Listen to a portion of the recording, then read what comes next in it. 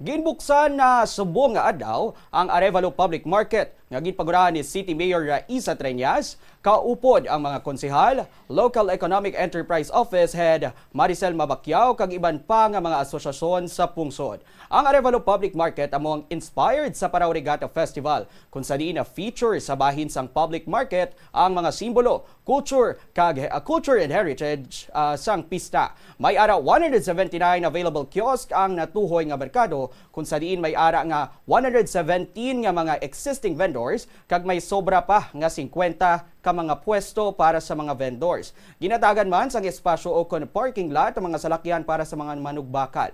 36 ka mga salakyan kag 12 ka mga motorsiklo ang maakomodar sini. Kangay man sang iban nga mga bagong bukas nga mga markets, may ara man sang kompleto nga pasilidad ang natuhoy nga merkado. Inipaagi sa kooperasyon kag pagbinuligay kag determinasyon sang tanan.